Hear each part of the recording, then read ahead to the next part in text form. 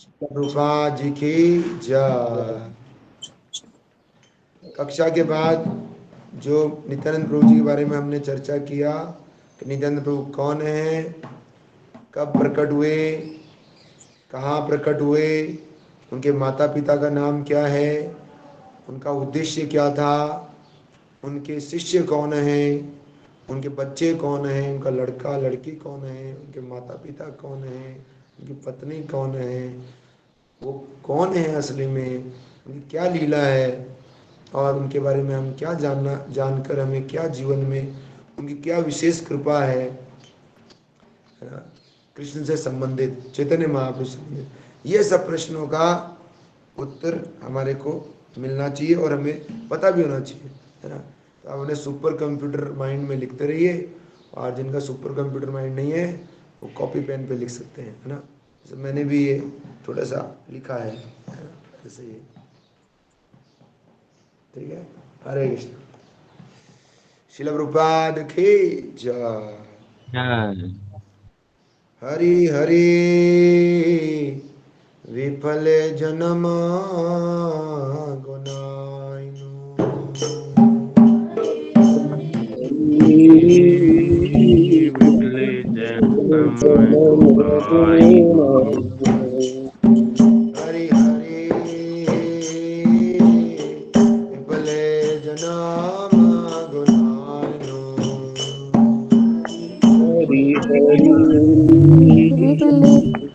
जन्म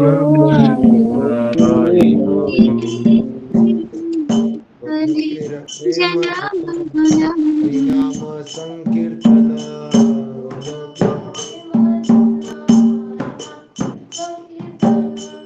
मनुष्य जन्म पाया राधा कृष्ण नाम दिया,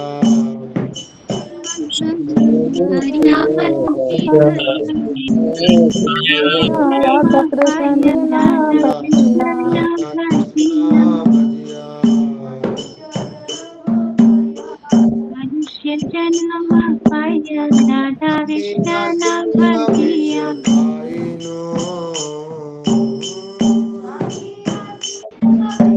जानिया सुनिया विषय खाइनु, जानिया सुनिया विश्व गाइनु,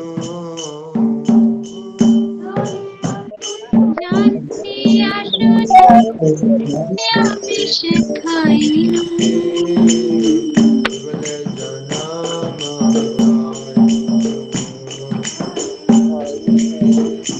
लोक प्रेम धन हरि नाम रही, विफले जन्म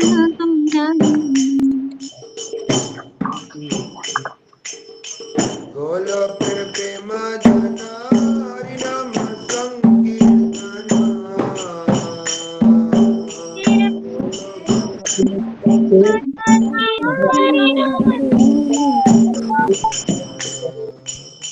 रतिना जन्मे लोक निताय, रत्न जन मिले जिन पाई,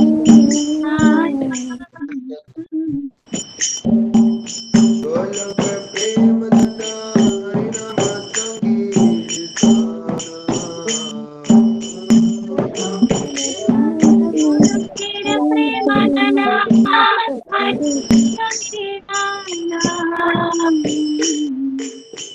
रतिना जन्मे लोके निताय,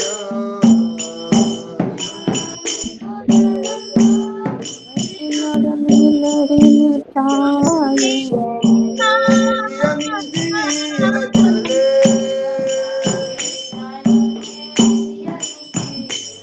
सारे समिधि अंतिया जले,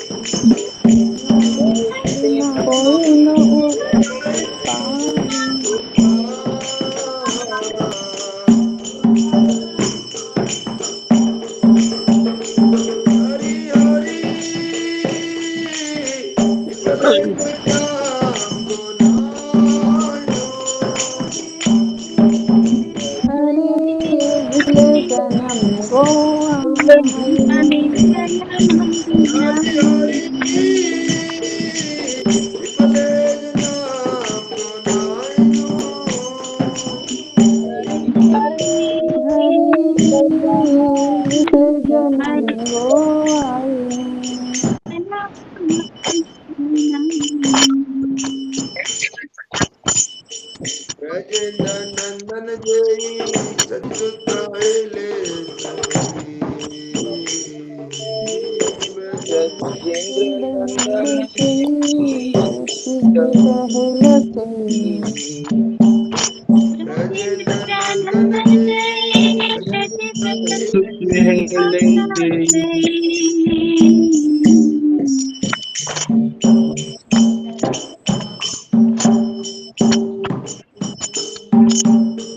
बलराम आइले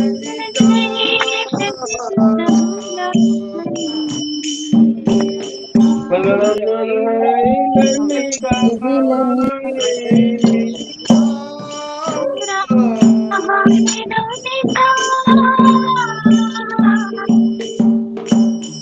दिनहीन यत जिलो हरिनाम उदरीला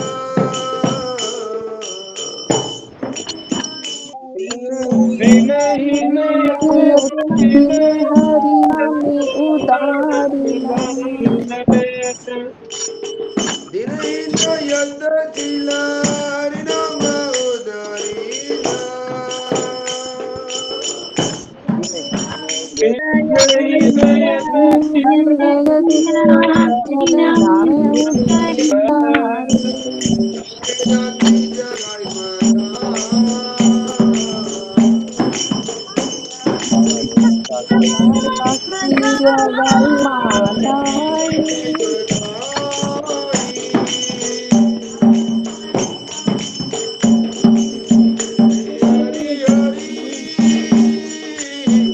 जनन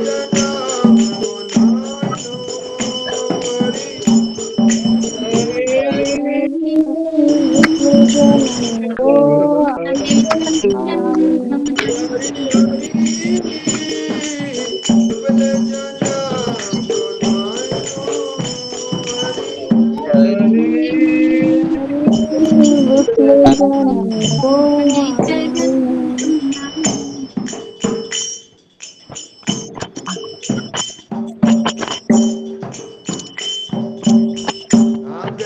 नंद सुत विषमानु सुत युत नंद से भानु सुतयुत नंद सुत विषमानु सुत युत प्रभु नंद से भानु सुतयुत करुणा करई यही बार रही बार करुणा करई यही बार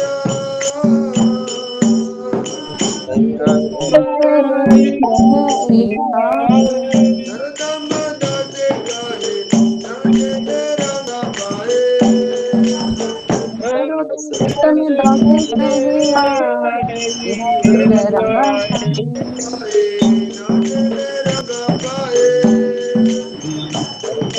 दासे कहे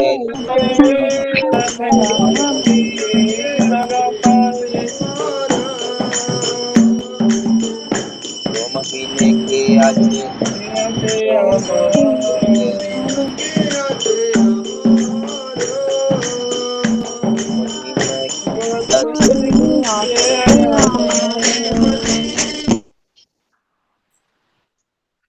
हरि हरि विप्ल जन्म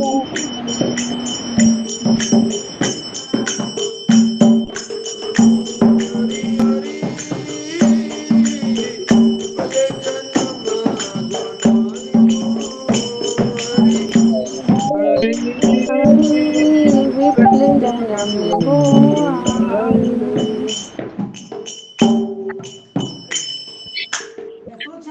कृष्ण हरे कृष्ण हरे कृष्ण। ब्रजेंद्र नंदन जय सच्ची सुत होइलो सही, बलराम होइलो निताई। तो बलराम जी कौन है? नित्यानंद प्रभु हैं। हरे कृष्ण।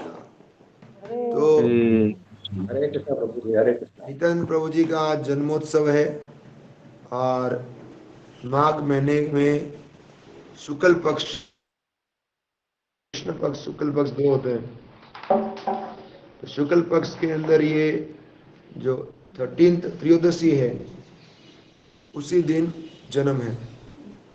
कहीं कहीं पर देर का 1474, कहीं कहीं देर का 1473। तो 12 Feb 1474 में नित्यानंद प्रभु जी का जन्म हुआ। कहाँ जन्म हुआ? बंगाल और उड़ीसा के जो स्थान है उसको गौड़ देश बोला जाता है। उड़ीसा का जो एरिया है बंगाल का, और इसमें जहाँ गंगा मैया बहती है प्रदेश, और जहाँ पे गंगा नहीं बहती है, सूखापन है जहाँ, और जहाँ गंगा मैया बहती है उसको बोलते हैं गौड़ देश। तो जहाँ जहाँ गंगा मैया है वहाँ तो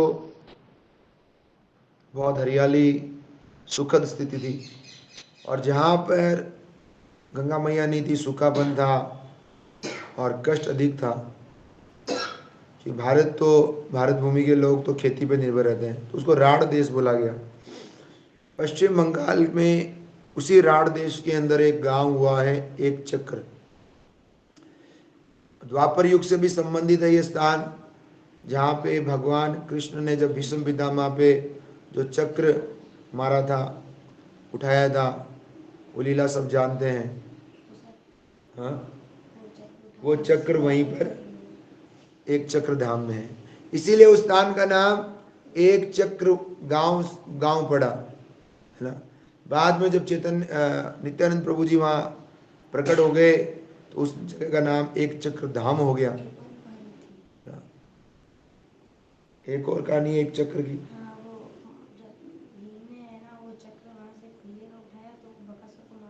हाँ, और बोल रहे हैं कि वो चक्र भीम ने भी उठाया बकासुर को मारने के लिए। तो असली में द्वापर युग से संबंधित ये स्थान है, और भगवान कृष्ण ने ये रथ का पहिया फेंक दिया और कुरुक्षेत्र में युद्ध हो रहा था। और सोच लीजिए जब कुरुक्षेत्र में युद्ध हुआ तो ये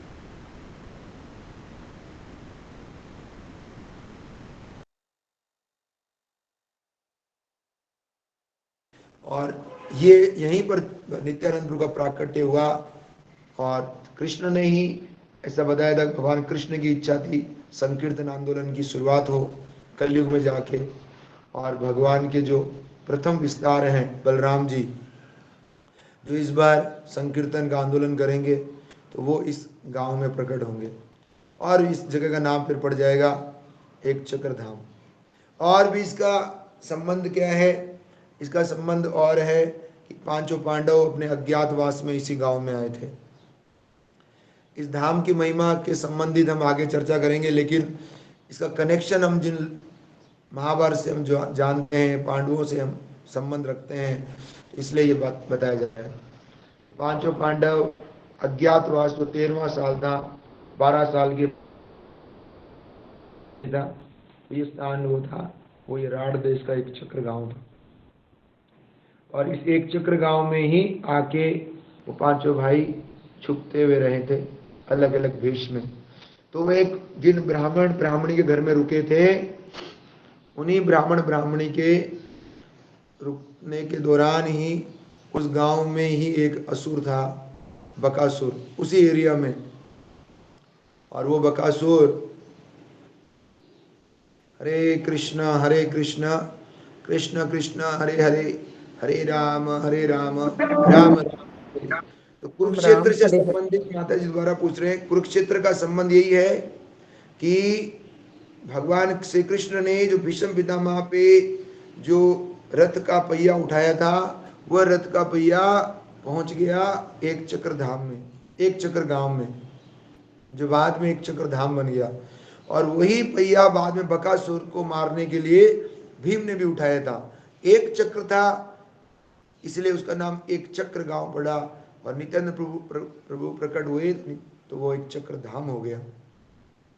दूसरा, पांडव भी अपने अज्ञातवास में स्थान पर आए और जिस ब्राह्मण ब्राह्मणी घर में रुके थे उन्हीं की उन्होंने रक्षा की थी। और वो कथा आप सब जानते हैं कि बकासुर नाम का असुर था और वो किसी भी मनुष्य को उठा के खा जाता था। उनसे उन्होंने संधि कर ली थी और संधि के दौरान था कि हर रोज उनके लिए एक रथ पे पूरा भोजन जाएगा, रथी जाएगा और बैल जाएंगे। तो वो उस रथ के ऊपर जितना सामान होता था वो खाता था, बैलों को खाता था और रथी को भी खाता था। तो आज उन घर में जिस अज्ञातवास में पांडव कुंती महारानी रुके हुए थे, उस घर की बारी थी और सभी बोल रहे थे इसको भेजें उसको भेजें, ये माँ जाएगी, पिता जाएंगे, या कौन जाएगा, पुत्र जाएगा। तो कुंती महारानी ने कहा हम आपके घर में अतिथि है, पर हम आपके ही हैं, हमारी जिम्मेदारी है। तो इस तरह से भीम जाते हैं और भीम बड़े प्रसन्न होते हैं क्योंकि भीम को भोजन कम मिल रहा था और 10,000 हाथियों का बल था। जरासंध में भी 10,000 हाथियों का बल था, पर 10,000 हाथियों का बल होते हुए भी जो कंस का ससुर था, पर वो भगवान की शरणागति में नहीं था। भीम में भी 10,000 हाथियों का बल था, लेकिन भीम भगवान के भक्त थे, है ना। तो ये अंतर है कि बलवान होना ही सफिशिएंट नहीं है। इसलिए भीम के द्वारा 100 कौरव मारे गए। कुरुक्षेत्र में जितने कौरव थे 100 के 100 कौरवों को मारने का निमित्त मात्र श्रेय जो मिला वो भीम को मिला। बाकी सब जो थे भीष्म पितामह, द्रोणाचार्य और अन्य योद्धाओं को जिम्मेदारी मिली, सैनिकों की, अन्यों की अर्जुन को मिली, लेकिन 100 कौरवों का युद्ध का भीम को मिला। संकल्प किया था भीम ने। तो बकासुर को भी भीम ने मारा और बहुत ही भयंकर युद्ध हुआ था बकासुर के साथ। हरे कृष्ण कृष्ण कृष्ण हरे हरे, हरे राम राम राम राम राम हरे हरे, हरे कृष्ण हरे कृष्ण हरे कृष्ण हरे हरे राम हरे राम राम राम हरे हरे। की जय। जय। तो दूसरी कथा आती है कि जब एक इसी कथा में हम सुनेंगे कि विग्रह भी रोते हैं या विग्रह भी चिल्लाते हैं। तो एक चक्र धाम के पास ये एक भगवान शिव का बहुत पुराना मंदिर है। अभी कभी आप मायापुर धाम में भी जाएंगे तो दर्शन कीजिएगा। उनको बोलते हैं मोवर शिवा। और वो जोर से रोने लग जाते हैं, चिल्लाने लग जाते हैं। कब? जब नित्यानंद प्रभु का जन्म होता है। उसी तरह से अर्जुन को भी और कुंती महारानी को भी चिंता होती है कि भीम बहुत देर हो गई, भीम आए नहीं। तो अर्जुन ने भगवान शिव की करुणा कृपा से एक अस्त्र मिला था जो नागपाल जैसे मेघनाथ ने बांधा था लक्ष्मण जी को, वैसे नाग वाला, सर्प वाला तीर, तुनीर में तीर था, वो उन्होंने छोड़ दिया था मंत्र करके कि भीम को जो भी मार रहा है, कष्ट दे रहा है, वो मर जाए। लेकिन इससे पहले वो पहुंचता, भीम ने बकासुर को मार दिया था। और इस तरह से वो जो सर्प था वो तो मरा नहीं, और अब उसको तो मारना ही था किसी को। वो सर्प वहां पे एक चक्कर में घूमने लगा, तो वो वहां की जनता को मारता, काटता, कुछ करता। तो इस तरह से भीम और अर्जुन ने उसको एक खड्डा खोद के और उस खड्डे के अंदर दबा दिया। किसको? उस सांप को, है ना। उसकी संबंधित भी वो द्वापर की कथा है। द्वापर में उस सांप को दबाया था, लेकिन द्वापर के बाद अब उसमें नित्यानंद प्रभु का क्या लीला रहता है वो हम इसमें कथा में देखेंगे। तो अभी ये संबंध बताया था कि किस तरह भगवान कृष्ण से एक चक्र धाम का संबंध है, किस तरह बलराम हिलो निताई, वो बलराम जी, वो लक्ष्मण जी, जो राम के साथ लक्ष्मण हैं, जो कृष्ण के साथ बलराम हैं और नित्यानंद प्रभु जो चैतन्य महाप्रभु के साथ नित्यानंद प्रभु है। तो पहले वो छोटे भाई बने, तो फिर बोलते मैं छोटा बना, सेवा किया, तो अब की बार बड़े बन गए बलराम के रूप में, और फिर वापस बड़े बने रहे, पर बड़े बनकर भी उन्होंने सेवा करी। तो भगवान हिंद के प्रथम विस्तार हैं, और उन्हीं से संकर्षण का विस्तार हुआ, और उन्हीं से सारे विष्णु तत्व और सारे अनंत शेष का विस्तार हुआ। ये तत्व दृष्टि से है। तो तत्व से हम समझते हैं कि भगवान श्री कृष्ण के राइट साइड से कौन, बलराम जी का विस्तार हुआ, नित्यानंद का विस्तार हुआ, और लेफ्ट साइड से वाम भाग से श्रीमती राधा रानी का।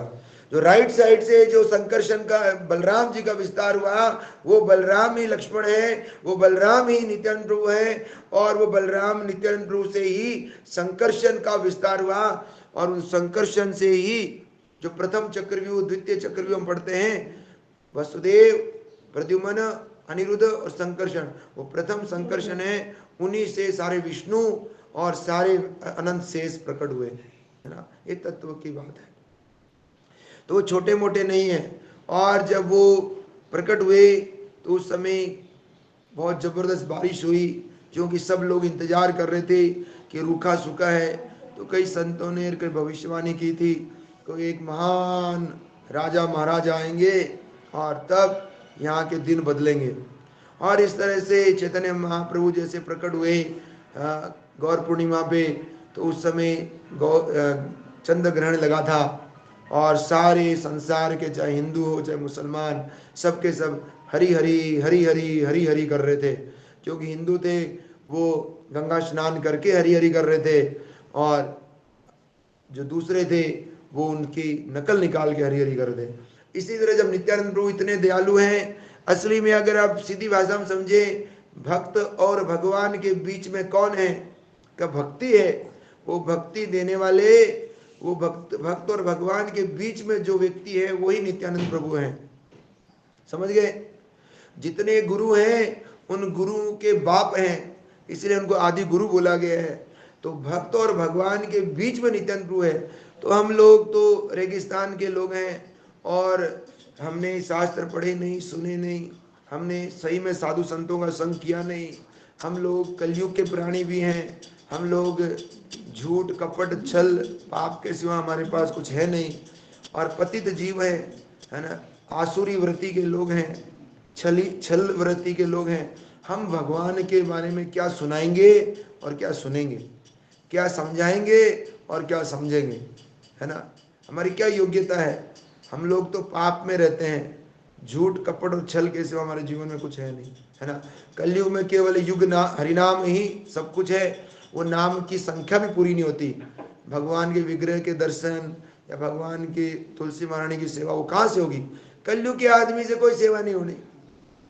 कोई विरले ही महान भक्त होंगे जिनका हृदय पवित्र होगा, है ना, वो तो कुछ सेवा कर पाएंगे। बाकी हम कलयुग के लोग तो हमारी संख्या ही पूरी नहीं होती। हम तो नाम की संख्या ही पूरी नहीं करते। नाम की संख्या ही बहुत दूर की बात है, हम तो नियम पालन भी नहीं करते, अर्थात हम तो पापी जीव हैं, है ना। हम लोग तो हमारे हृदय में तो पाप ही पाप है। श्री जगन्नाथ बलदेव सुभद्रा सुदर्शन की जय, श्री बाल गोपाल की जय, श्री राधा गोविंद गौर निताई की जय, है ना। तो हमारी तो स्थिति बड़ी गंभीर है। हम लोग तो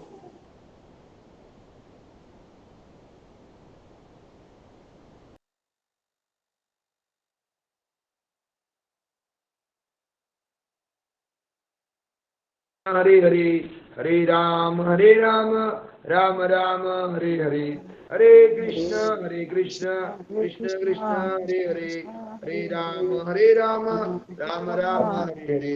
तो कलयुग में चैतन्य महाप्रभु प्रकट हुए, है ना, और भगवान ने पतित पावन हुए।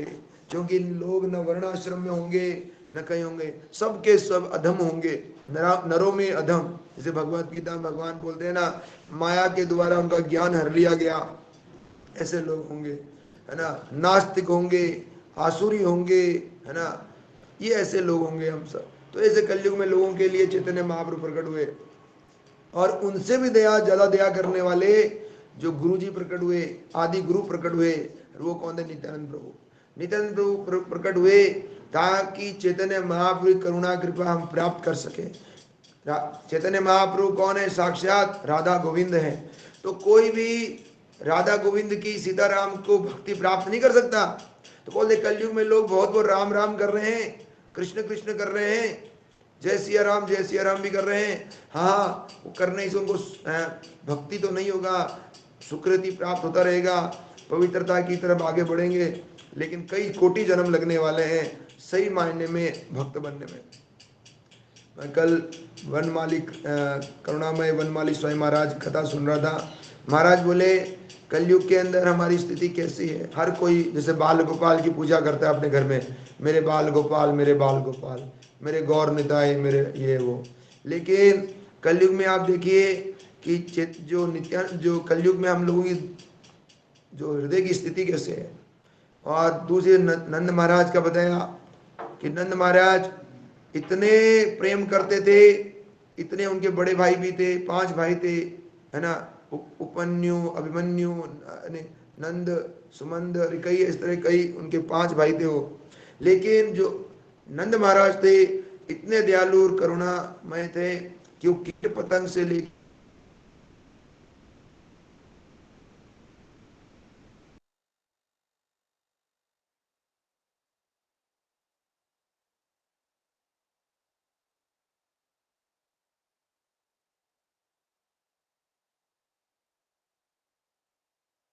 कृष्ण कृष्ण कृष्ण हरे हरे, हरे राम राम राम हरे हरे। बड़े दिल वाले थे, मतलब बहुत बहुत महान थे, सबसे प्रेम करने वाले, सब पर दया करने वाले, कोई उनका शत्रु नहीं था, कोई किसी पर क्रोध नहीं करते थे, किसी पर कोई उनके प्रेम के सिवा कोई वासना ही नहीं थी। किसी को प्रेम ही देते थे, किसी पर क्रोध नहीं, ईर्ष्या नहीं, द्वेष नहीं। उनके ऐसा व्यक्ति जो है ना, उसके हृदय में भगवान प्रकट होते हैं। ये ऐसे व्यक्ति के पास भगवान आते हैं, है ना। जो व्यक्ति ईर्ष्यालु हो, क्रोधी हो, दम्भी हो, छली हो, अंदर बाहर अलग अलग हो, और उसको हर समय उसके जीवन इसी तरह मलिन जीवन चलता हो, ऐसे व्यक्ति के पास भगवान के विग्रह तो आ जाएंगे पर भगवान नहीं आ पाएंगे, है ना। जो भी हो, पर चैतन्य महाप्रभु और नित्यानंद प्रभु की कृपा से कलयुग में उनकी करुणा कृपा से ये चीज प्राप्त हो सकती है कि नहीं। और ऐसा चैतन्य भागवत में विवरण मिलता है। चैतन्य जैसे श्रीमद् भागवत पुराण है, वैसे चैतन्य भागवत पुराण भी है। चैतन्य भागवत जो है वो वृंदावन दास ठाकुर के द्वारा रचित है। वृंदावन दास ठाकुर किसके शिष्य थे? नित्यानंद प्रभु के। तो नित्यानंद प्रभु के सबसे अंतिम शिष्य, सबसे प्रिय शिष्य कौन थे? वृंदावन दास ठाकुर। जैसे हम तुलसीदास जी के बारे में पढ़ते हैं कि वो साक्षात तुलसीदास जी वाल्मीकि जी हैं, जिन्होंने कलयुग में आके रामायण को सरल भाषा में मानस के रूप में लिखा। वैसे ही जो श्रीमद् भागवत को और अन्य जो ग्रंथ थे, सारे उपनिषद वेद लिखे, उन्हीं वेद व्यास जी ने कलयुग में प्रकट हुए किसके रूप में? वृंदावन दास ठाकुर के रूप में। उन्होंने चैतन्य महाप्रभु के बारे में पहले उन्होंने 5000 साल पहले हरे कृष्णा हरे कृष्णा 5000 साल पहले उन्होंने किनके बारे में लिखा? स्वयं कृष्ण के बारे में लिखा। और 5000 साल के बाद में उन्होंने किसके बारे में लिखा? चैतन्य भागवत लिखा, स्वयं चैतन्य महाप्रभु के बारे में। आप, मुझे लगता है सिग्नल का बहुत प्रॉब्लम हो रहा है, इसलिए बार बार कट रहा है। हमें कितने भक्त कथा सुन रहे हैं? हरे कृष्ण कृष्ण कृष्ण हरे हरे, हरे राम राम राम हरे हरे। राम राम हरे हरे। जो भक्त ना वीडियो ऑन करेगा ना, उसको मैं 10 रुपए का रिचार्ज करूंगा। हरे कृष्णा कृष्णा कृष्णा हरे हरे।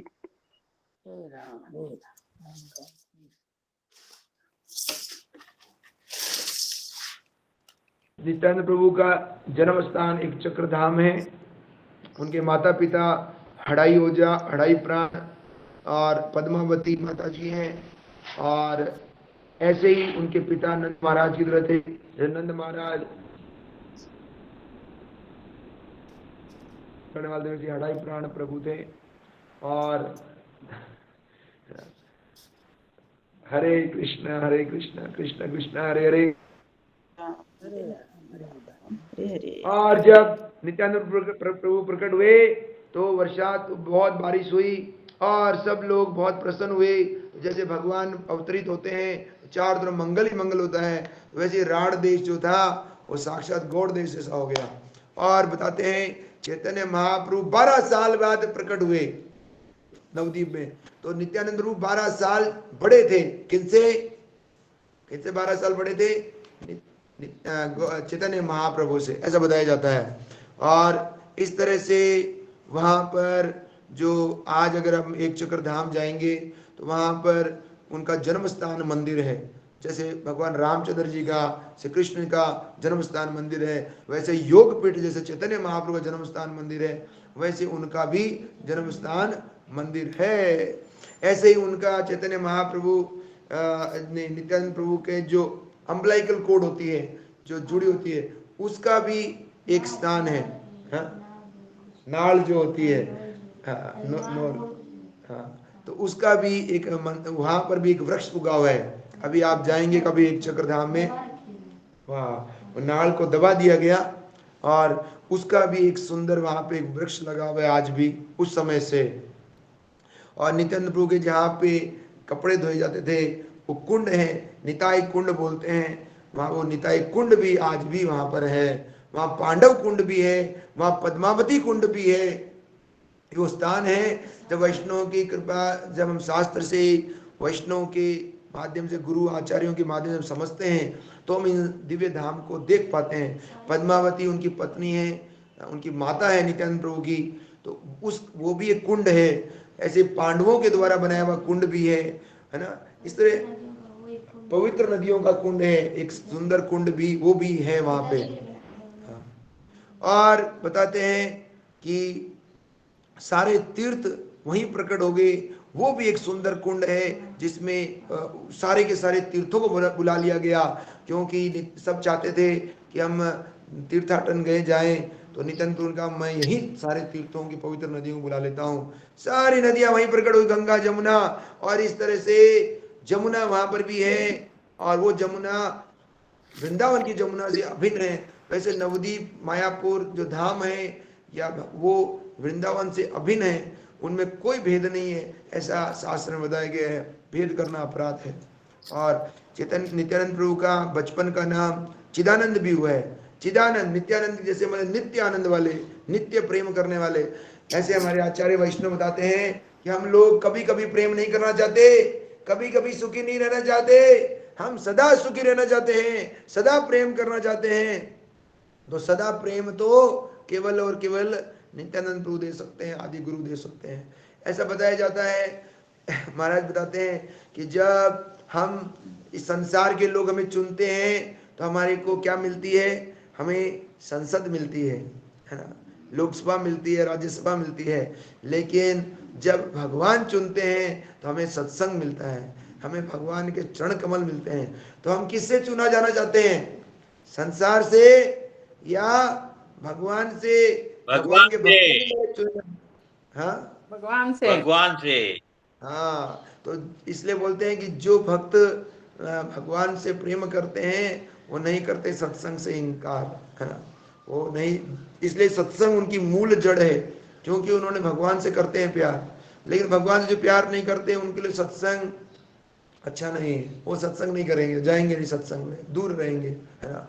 हमारे गुरुदेव के द्वारा भी, परम गोपाल कृष्ण महाराज जी के द्वारा भी आज का जो संदेश था कि जो व्यक्ति नहीं करता, वेदी भक्ति का पालन अच्छी तरह नहीं करता, उसके लिए अनर्थ जाना मुश्किल है। ठीक है, तो नित्यानंद प्रभु का बचपन का नाम चिदानंद भी रहा, मतलब जो चांद के टुकड़ा, है ना, चांद के टुकड़े जैसा। तो वो उनके बारे में वृंदावन दास ठाकुर लिखते हैं चैतन्य भागवत में कि पीला नीला वस्त्र पहनते हैं, चंद्रमा की सुशीतल चंद्रमा की तरह उनका मुख है और उनकी आंखें ऐसी है। अद्भुत भगवान का विवरण देते हैं। उनके जो हाथ हैं उनके घुटनों से नीचे जा रहे हैं, और जो 32 लक्षण महापुरुष के होते हैं वो समस्त तो साक्षात भगवान हैं। तो उनके क्या विवरण है, तो अनेक उनके विवरण चैतन्य भागवत में वृंदावन दास ठाकुर लिखते हैं। तो बताया जाता है कि श्री कृष्ण लीला में बलराम जी ने अपना एक कुंडल खोल के रख दिया, एक राइट साइड का कुंडल खोल दिया।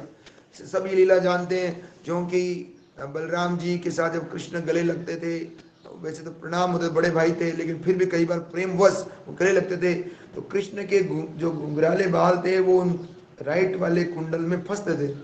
इसलिए बलराम जी ने वो कुंडल खोल दिया था कि कृष्ण को कष्ट ना हो, भगवान गोविंद को कष्ट ना हो। इसलिए वो उनका एक ही उद्देश्य है बलराम जी का, मतलब आदि गुरु का, क्या है, कैसे ही कृष्ण को सुख कैसे मिले, यही गुरु चाहते हैं कि गुरु कृष्ण को सुख कैसे मिले, यही गुरु होता है, असली गुरु यही होता है ना।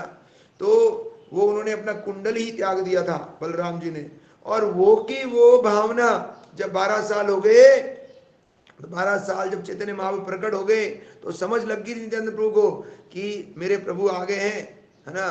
तो उन्होंने भी अपना ये कुंडल खोल के रख दिया। एक तो उनको बलराम जी वाली लीला की तरह ही वो ही बलराम जी हैं, और दूसरा वो क्योंकि घुंघराले बाल हैं, तो कहते हैं कृष्ण के घुंघराले बाल जो हैं वो अगर उनको सीधा खींचा जाए तो कमर तक आ जाए, और श्रीमती राधा रानी के घुंघराले बालों खींचा जाए सीधा क्या तो वो पैरों तक आ जाए, ऐसे कृष्ण के बाल हैं।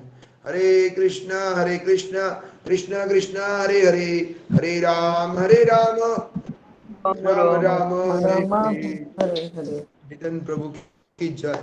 तो ऐसा बताया जाता है, इसलिए नित्यानंद प्रभु ने वो कुंडल को त्याग दिया, और बताते हैं कि वहां पर जो भीम ने और अर्जुन ने जिस सांप को दबाया था, वो सांप सदा ही आवाजें करता था, तो दब गया था जमीन पे, पर उसकी आवाजें रात्रि के समय सुनाई देती थी। तो इसलिए क्या किया, नित्यानंद प्रभु ने कुंडल खोल के, और उस कुंडल को जहां से वो जगह थी जिस स्थान से उस सांप की आवाज, सर्प की आवाज आती थी, वहां रख दिया, और वह भगवत कृपा से वो कुंडल बड़ा हो गया वो, और इस तरह से वहां पर उस सर्प का भी उद्धार हो गया और वो आवाज आने बंद हो गई।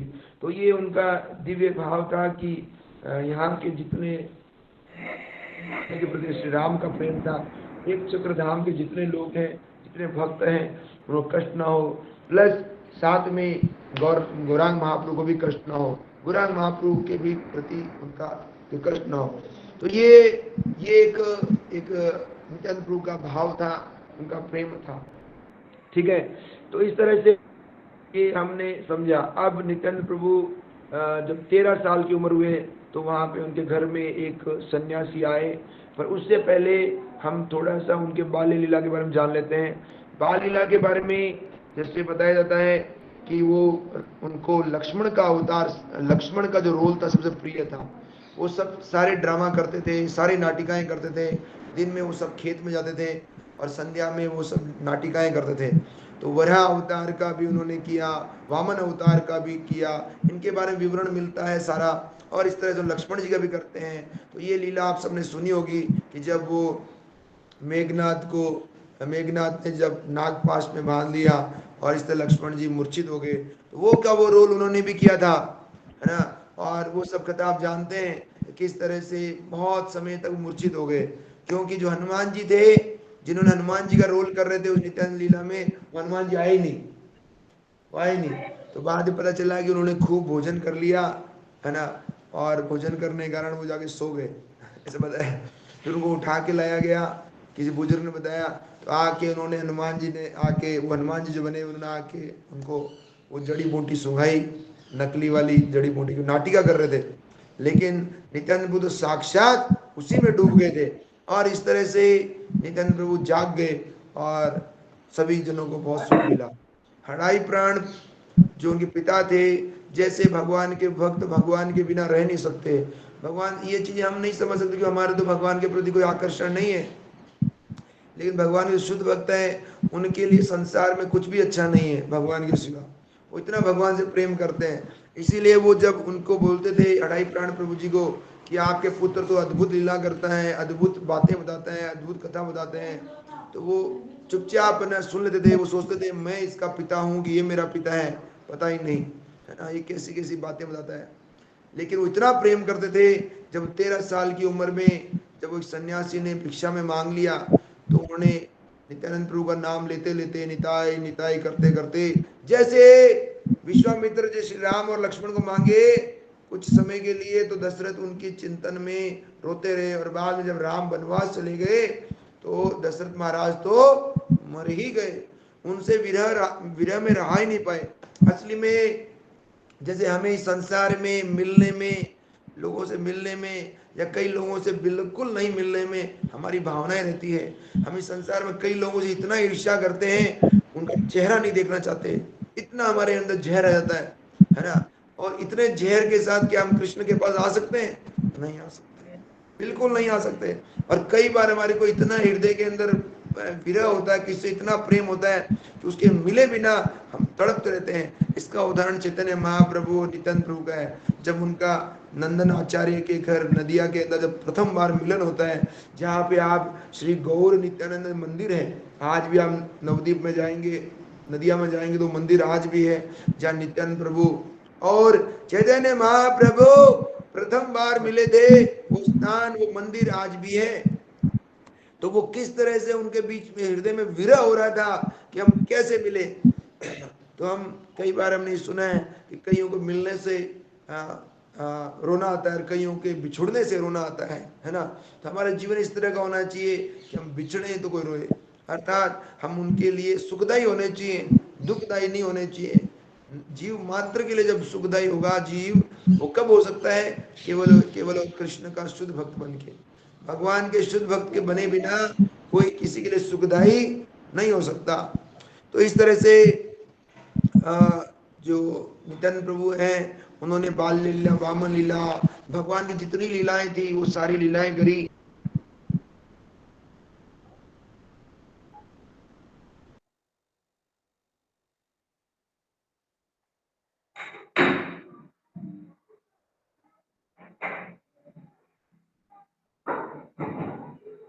हरे हरे, हरे राम राम राम हरे हरे।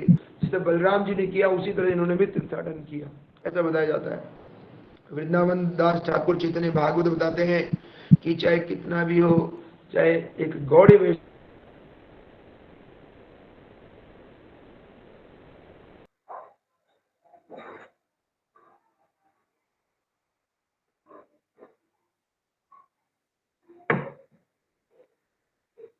इस उत्सव की कोई बराबरी नहीं है। इन उत्सव को बड़े हृदय से, प्रेम से मनाना चाहिए। तो आज के दिन नित्यानंद त्रयोदशी के दिन नित्यानंद प्रकट हुए, तो 12 बजे तक हमें फास्ट करना चाहिए, है ना। हो सके निर्जला करें और उनसे प्रार्थना करना चाहिए हृदय से कि हमारे जीवन की क्या उद्देश्य है ना। और ये चीज है, शिला प्रभुपाद जो नित्यानंद प्रभु कृपा कृपा को पूरे धरती पे फैला दिए, और उन्हीं की परंपरा में जो गुरुदेव आचार्य जन है, वो हमारे को ये सब शिक्षा भक्ति दे रहे हैं। तो हमारे को आज के दिन नित्यानंद प्रभु और गुरुदेव जो उनके प्रतिनिधि हैं, उनको प्रार्थना करना चाहिए कि हमारे हृदय में भक्ति जगे और हम आगे बढ़े, है ना, ऐसा बताया जाता है। इसमें और जो कुछ चीजें हैं वो है कि जब उसके बाद नित्यानंद प्रभु जब सन्यासी के साथ गए, तो प्रथम बार वो पंढरपुर गए। पंढरपुर जो भगवान विठलनाथ का मंदिर है, वहीं पंढरपुर में वो अपने गुरु लक्ष्मी तीर्थ से मिले, जो माधव गौड़ संप्रदाय के अंदर आचार्य हैं। उनसे उन्होंने संसार में दिखाया कि स्वयं भगवान होते हुए भी गुरु स्वीकार करना चाहिए। ऐसा नहीं बिना गुरु के मैं अपने नाम बल के नाम जप से ही या अपने घर में ही बड़ा सिद्ध व्यक्ति बन जाऊंगा ना, ये संभव नहीं है। तो उन्होंने पंढरपुर जाके लक्ष्मी तीर्थ से अपना दीक्षा लिया। वही जो ये गुरुदेव हैं लक्ष्मण तीर्थ,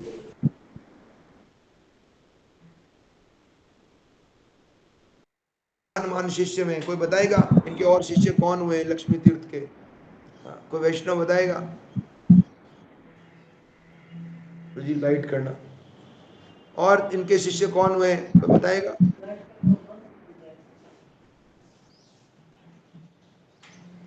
कोई वैष्णव बताएगा?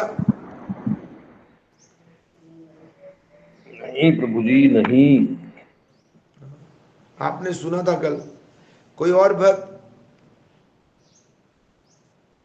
पीताम्बर प्रभु जी, अनुकूल प्रभु जी,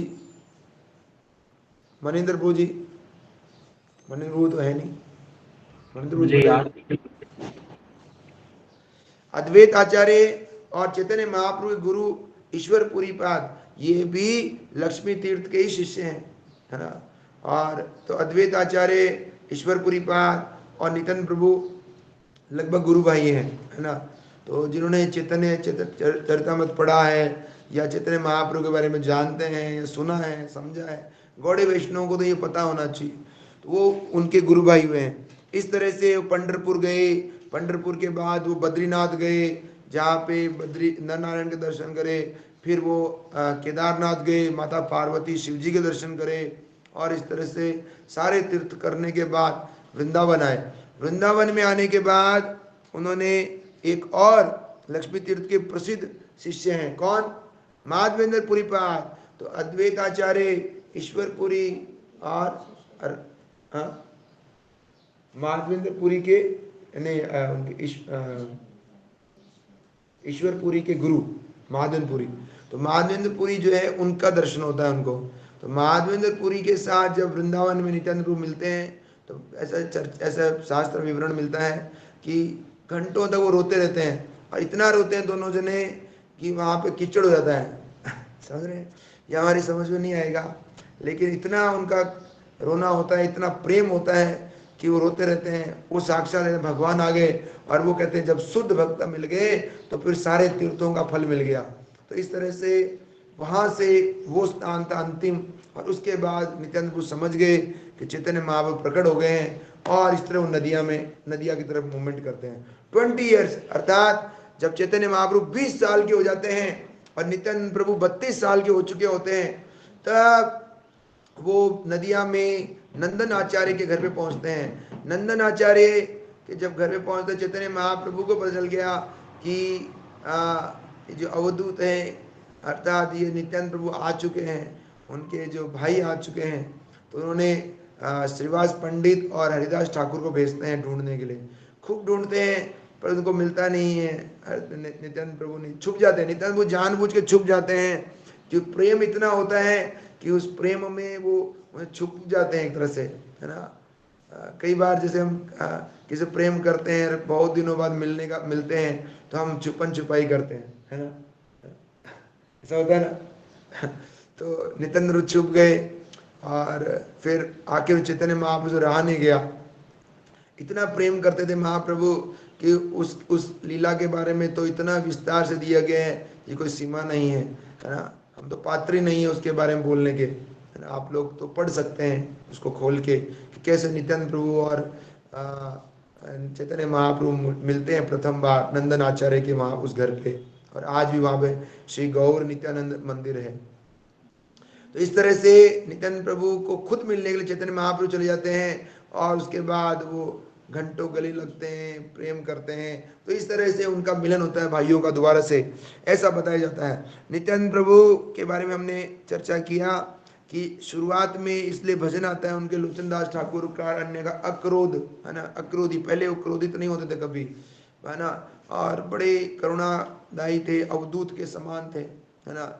और उनके पास एक लाल छड़ी होती थी, लाल छड़ी से वो वैष्णवों को तो आशीर्वाद देते थे लाल छड़ी से, और जो आसुरी व्यक्ति थे उनसे डरते थे कि कभी भी पिटाई कर सकता है ना, ऐसा बताया जाता है।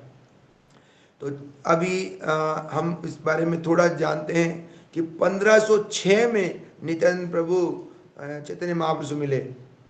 जब तो 1474 के अंदर नित्यानंद प्रभु का जन्म हुआ था, और उस स्थान को, जो मंदिर है उस मंदिर को, उस स्थान को न सुतिका मंदिर बोलते हैं। सुतिका मंदिर या गर्भवास या सुतिका मंदिर बोला जाता है। और 1474, और नित्यानंद प्रभु जो प्रकट हुए यानी मिले चैतन्य महाप्रभु से 1506, मतलब 32 साल के बाद, 32 साल की उम्र हो चुके थे। ये महत्वपूर्ण चीज है। हरे कृष्णा। मायापुर से लगभग सीधा मायापुर से लगभग 165 किलोमीटर दूर एक चक्रधाम है, ऐसा बताया जाता है। और वहीं पे वीरचंद्र, वीरभद्रपुरा, ये कई उस एक चक्रधाम में स्थान मिलते हैं। और इस तरह से इसके बारे में विवरण मिलता है एक चक्रधाम के बारे में। बताया जाता है कि रघुनाथ दास गोस्वामी जो 6 गोस्वामी से एक हैं, वो नित्यानंद प्रभु की करुणा कृपा से उन्होंने ही पहली बार जो दंड महोत्सव पानीहट्टी का एक, जो चैतन्य चरितमृत तो चैतन्य भागवत कभी पढ़े हैं, सुने हैं या लीला सुने हैं, तो एक बहुत प्रसिद्ध महोत्सव है गौर लीला के अंदर पानीहट्टी का दंड महोत्सव बोलते हैं। वो किसने किया? रघुनाथ दास गोस्वामी भी कृपा हुई नित्यानंद प्रभु की। तो नित्यानंद प्रभु की रघुनाथ दास गोस्वामी पे कृपा हुई, उनके सर पे उन्होंने उनके सर पे अपना पैर रख दिया था। तो विशेष कृपा किसने किया? नित्यानंद प्रभु ने। और इस तरह से हम जानते हैं, जगाई मदाई के बारे में जानते हैं, जो सारे प्रकार के पाप करते थे, जगदानंद पंडित और माधवानंद पंडित, और वो भी, उन पर भी कृपा किया किसने? नित्यानंद प्रभु ने। कैसे कृपा किया? कि पहले तो प्रचार करके और बाद में चैतन्य महाप्रभु के क्रोध से भी बचा के। चैतन्य महाप्रभु को सुदर्शन से हरिबोल करने वाले थे, लेकिन उनको भी रक्षा किसने किया? नित्यानंद प्रभु ने किया। इसलिए कृष्ण के प्रति अपराध होता है तो गुरु बचा ले, पर गुरु के प्रति अपराध हो तो कौन बचाए? कोई नहीं बचा सकता, है ना। इसीलिए हमारे को गुरु को साधारण व्यक्ति नहीं समझना चाहिए। जैसे पद्म पुराण के अनुसार तीसरा नाम अपराध है, तो हम पढ़ते हैं गुरु साधारण मनुष्य नहीं है, वो सेवक भगवान, एक सेव्य भगवान होता है, एक सेवक भगवान होता है ना। तो सेव्य भगवान तो स्वयं भगवान हो गए, सेवक भगवान मतलब सेवा करने वाले, वो भगवान के समान है। यस्य साक्षात हरित्वेन समस्त शास्त्र, साक्षात हरि के समान है, हरि के प्रतिनिधि है ना। उनको इसलिए कई लोग उनको गुरु भगवान बोलते हैं, गुरुदेव भगवान ऐसे बोलते हैं, है ना, कि गुरु भगवान के समान है, पर भगवान नहीं है। जो भी हो, तो जगाई मदाई पे कृपा किया, रघुनाथ दास गोस्वामी कृपा किया, नित्यानंद प्रभु चैतन्य महाप्रभु करुणा विनती पे वहाँ से जगन्नाथपुरी से वापस जब मिलने के बाद उनके साथ संकीर्तन मूवमेंट में जुड़ गए, और उसके बाद वापस बंगाल में आ गए। बंगाल में आने के बाद उन्होंने फिर अवधूत का भेष छोड़ दिया, गृहस्थ आश्रम में आ गए। उन्होंने जानवा देवी और वसुधा, ये दो उनकी पत्नी हुई, जानवा देवी और वसुधा। ये इनके पिता का नाम था सूर्यदास सारकल। सूर्यदास सारकल जो थे वो गौरीदास पंडित के भाई थे। जो वैष्णव जानते हैं इस कथा को वो समझ सकते हैं उनके। और इनसे जो गौरीदास पंडित थे वो चैतन्य महाप्रभु के बड़े प्रिय साथी थे, है ना। और श्यामानंद पंडित के बारे में जो जानते हैं, श्यामानंद पंडित के गुरु थे गौरीदास पंडित, उन्हीं के भाई थे सूर्यदास साराकल। उन्हीं की 2 बेटियां थी, जानवा देवी, वसुधा। इनकी भी कथा आती है पर हम उस पर नहीं चलेंगे, केवल थोड़ा सा 5-7 मिनट और, कि नित्यानंद प्रभु ने इन दोनों के साथ विवाह हुआ और इनके पुत्र और पुत्री हुए वसुधा मैया के माध्यम से वीरचंद्र और गंगा देवी। तो उनके पुत्र का नाम था वीरचंद्र और उनकी पुत्री का नाम था गंगा देवी। और बाद में वसुधा मैया जाने के बाद ये जानवा देवी जो थी वो ही उन्होंने दीक्षा दिया वीरचंद्र को, और वो शिक्षा गुरु बनी इनकी श्यामानंद पंडित, नरोत्तम दास ठाकुर, श्रीनिवास पंडित और इन सब की, है ना। तो इस तरह नित्यानंद प्रभु अंतिम में जैसे हम चैतन्य महाप्रभु हम जानते हैं टोटा गोपीनाथ के विग्रह में ही चले गए, है ना। तो भगवान के बारे में बोलते हैं भगवान मर गए। जैसे कई लोग ने इतना दुराचार सनातन धर्म में, हिंदू धर्म में ऐसे लोग करते हैं, श्री कृष्ण को तीर मारा, श्री कृष्ण को उस शिकारी ने मारा अंगूठे पे, कृष्ण मर गए। अरे भगवान मर गए तो फिर भगवान थोड़ी हो, अगर भगवान मर गए तो। ये कलयुग के राक्षस लोग, और एक राक्षस नहीं है, करोड़ों राक्षस हैं। इतने राक्षस हैं कि संख्या की कोई गिनती नहीं है। इसलिए भगवान की राम तो सरयू में डूब गए और वो कृष्ण को तीर मार दिया, जो कर्म का फल मिला। भगवान इन कर्मों से ऊपर है ना। भगवान फिर भगवान कहाँ से हो गए?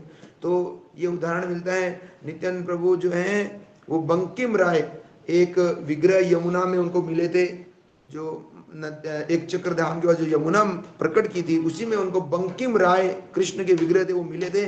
उन्हीं विग्रह को उन्होंने स्वयं स्थापित किया है। आज भी आप जाके बंकिम राय के उन विग्रह के दर्शन कर सकते हैं, और वो थोड़ी सी दूर पे ही है एक चक्र धाम के, और वहां पर उसी विग्रह में अंतिम में नित्यानंद प्रभु समा गए।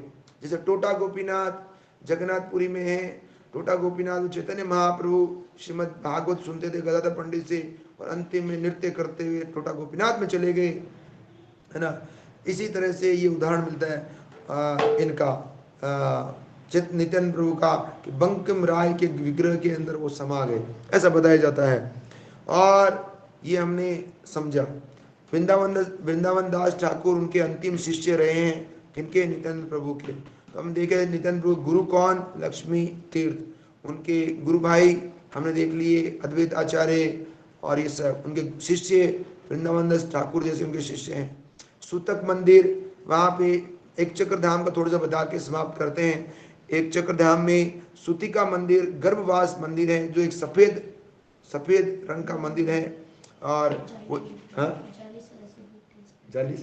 और वो जन्म स्थान मंदिर है, और वहाँ पे नित्यानंद प्रभु की और हड़ाई पंडित उनके पिता के विग्रह हैं। वहाँ पे उस समय से 2 वटवृक्ष भी हैं, उसी समय से, है ना। वहाँ पे एक अनंग कुंड भी है। अनंग कुंड एक निताई कुंड, जिससे भगवान नित्यानंद प्रभु के वस्त्र धोते थे माता पद्मावती, और अनंग कुंड है जहाँ पे वहाँ विग्रह की पूजा होती है। एक वहाँ पे माला ताला है। माला ताला, ताला का मतलब होता है वृक्ष, और माला मतलब जपा माला, और माला का मतलब फूलों की माला। तो बताया जाता है वहाँ पर एक पीपल का वृक्ष है, उसी उनके जो स्तुति का मंदिर है, मतलब उस जो जहाँ चैतन्य महाप्रभु नित्यानंद प्रभु प्रकट हुए थे, वहीं पीपल का पेड़ है पुराना।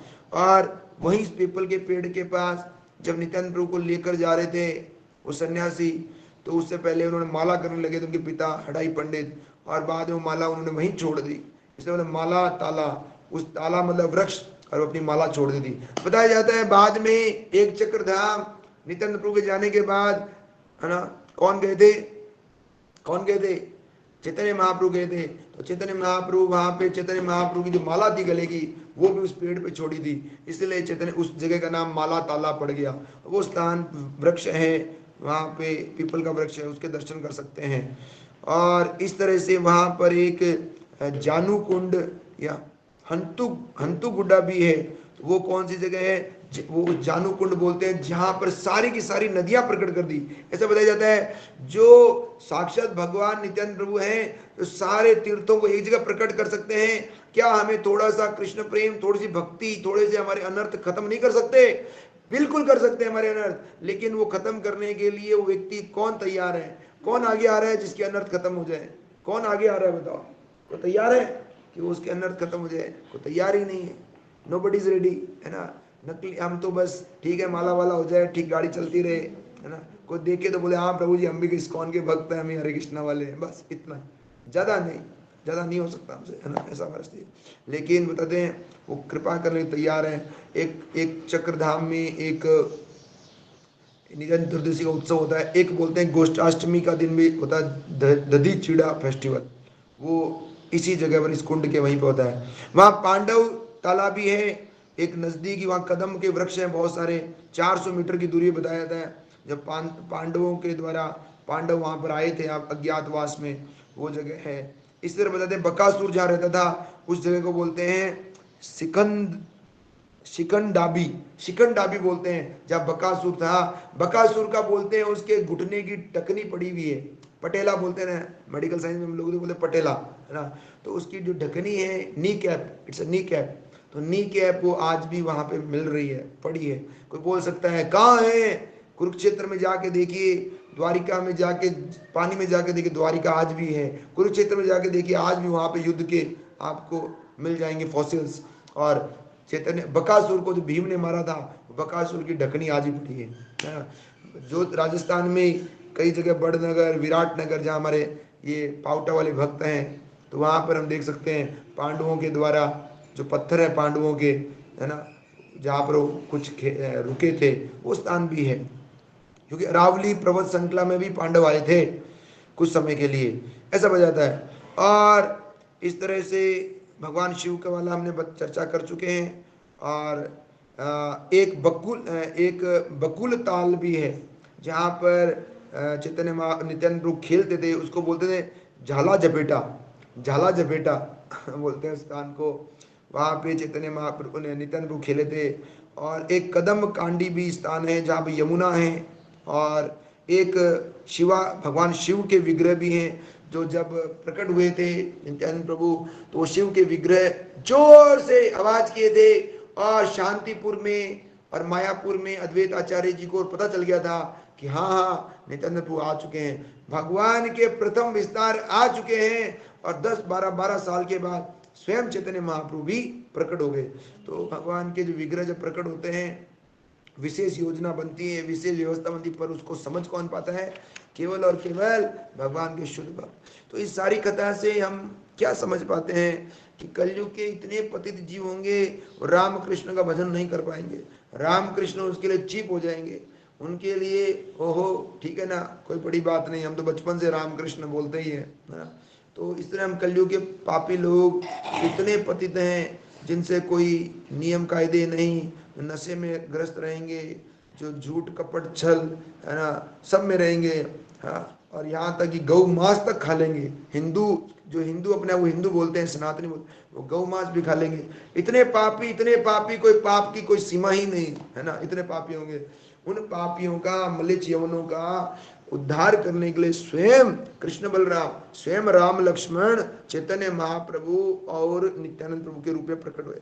तो हम इतना समझ जाए कि नित्यानंद प्रभु साक्षात बलराम जी है, पर यहाँ क्रोध करने के लिए नहीं कि अपने हल से वो हस्तिनापुर को यमुना में डुबो देंगे, या लक्ष्मण जी की तरह क्रोध करके सुपर्णखा के नाक कान काट देंगे। ना ना ना, वह नाक कान काटने नहीं आए, यहाँ तो नाक कान बचाने के लिए आए हैं, समझ रहे हैं? तो हम अगर अपने जीवन को बचाना चाहते हैं तो आज अगर चाहे जाने ना जाने या थोड़ा बहुत समझें सुने थोड़ा भी जो भी, तो आप आज आचार्यों की द्वारा कथा सुनिए है ना, और साथ में चैतन्य भागवत के अंदर ये उनके विवरण जीवन के सुनिए, और नित्यानंद प्रभु से प्रार्थना कीजिए कि आप आदि गुरु हैं, भक्त और भगवान के बीच में आप हैं, और आपकी करुणा कृपा से हमें गुरुदेव मिलते हैं। और हे गुरुदेव आप कृपा कीजिए। और गुरु के प्रति जब हमारा प्रेम और स्नेह बढ़ेगा तो नित्यानंद प्रभु की कृपा मिलेगी, और जब नित्यानंद प्रभु कृपा मिलेगी तो हमें चैतन्य महाप्रभु कृपा मिलेगी, और चैतन्य महाप्रभु कृपा मिलेगी तो हमें राधा रानी और कृष्ण की कृपा मिलेगी। डायरेक्ट राधा रानी डायरेक्ट कृष्ण की भक्ति करने से राधा कृष्ण नहीं मिलने वाले, वो तो तभी मिलने वाले हैं जब उनके प्रियजन, उनके भक्तजन सिफारिश करेंगे, कृपा करेंगे। ये भक्ति का मार्ग है जो केवल कृपा से मिलता है। पर कृपा किसको मिलती है? कृपा किसको मिलती है? केवल उस व्यक्ति को जो इस भक्ति के मार्ग में गंभीर है। जो गंभीर नहीं है उसको कभी नहीं मिलती है ना। तो हम लोग, हमारा तो जीवन का ये अनुभव है, हम इतने 15-20 साल में भक्ति करते हैं तो हमें अहंकार बढ़ जाता है, घमंड आ जाता है, माला करते हैं, हम किसी को कुछ समझते ही नहीं है, और हमारी बोली पर नियंत्रण नहीं रहता है ना। हम ऐसे शब्द बोलते हैं बाद में हमें लगता है, कभी होश आएगा तो सोचते हैं हमने बोला था क्या, लज्जा आती है। पर वो लज्जा वाला चैप्टर ही नहीं आता, क्योंकि अनर्थों ने हमारी आंख कान में इतना पर्दा डाल देता है कि अनर्थ में हम न सोच पाते हैं, न समझ पाते हैं, न देख पाते हैं। परंतु जब हम इन आचार्यों के सामने रोएंगे, कभी तड़पेंगे, तो हमारा जीवन सुंदर सुशील सफल हो सकता है ना। नहीं तो ये सड़ा गला जीवन ही निकल जाएगा, सड़ा गला जीवन खत्म हो जाएगा। इसलिए आज हृदय से अपने जीवन को फिर एक्टिवेट करके उनको आशीर्वाद लेना चाहिए, गुरुदेव आपकी करुणा कृपा से ये चीज हमें जीवन मिलेगा। और इस तरह हम प्रार्थना करके अपने जीवन को भक्ति में एकदम सुदृढ़ करना चाहिए, जीवन को फोकस करना चाहिए भक्ति में, बाकी चीजें अप डाउन होती रहेगी। ठीक है, नित्यानंद त्रयोदशी की जय,